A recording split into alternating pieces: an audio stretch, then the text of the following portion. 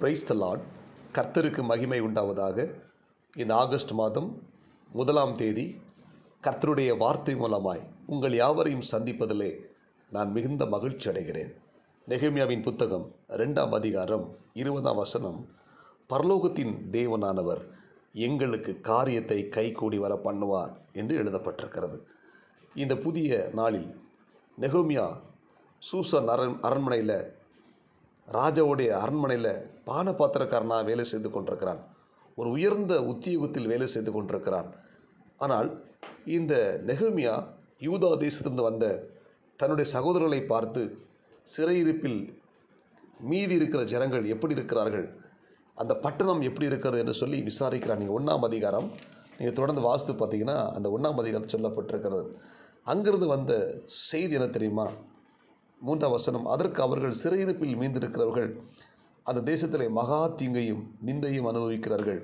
எருசலேமின் அலங்கம் இடிப்பட்டதும் அதன் வாசல்கள் அக்கினியால் சுட்டரிக்கப்பட்டதுமாய் கிடக்கிறது என்றார்கள். இந்த வார்த்தைகளை கேட்டபொழுது நான் உட்கார்ந்து அழுது சில நாட்களாக துக்கித்து உபவாசம் பண்ணி மன்றாடி பரலோகனை நோக்கி நான் ஜெபம் பண்ணினேன் என்று சொல்லி நெகேமியா எழுதுகிறான்.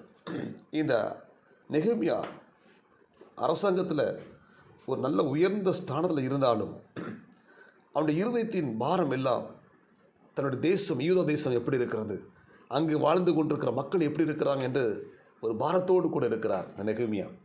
அங்கிருந்து வந்தவர்களிடத்தில் கேட்குறான், அங்கே இருக்கிற மக்கள் எப்படி இருக்கிறாங்க, அந்த பட்டணம் எப்படி இருக்கிறது சொல்லி கேட்கும் பொழுது அங்கே இருந்தது சொன்னாங்க, அங்கே இருக்கிற மக்கள் மகா தீங்கி அனுபவிக்கிறார்கள். அந்த ஜனங்கள் பலவிதமான வேதனைகளை, நெருக்கத்தை அனுபவித்துக் கொண்டிருக்கிறார்கள்.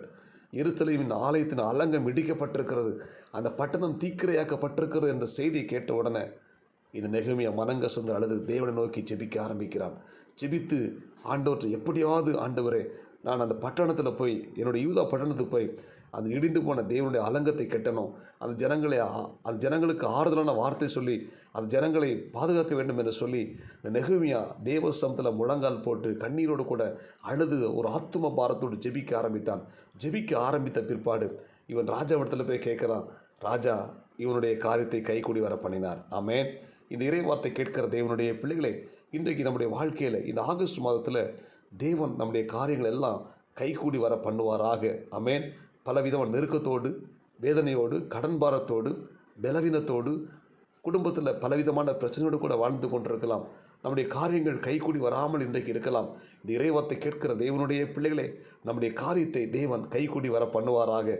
இதுவரைக்கும் நடக்க முடியாத காரியங்கள் நம்முடைய வாழ்க்கையில் நடக்க தேவன் இந்த 8வது மாதத்தில் கிருபை செய்வார்.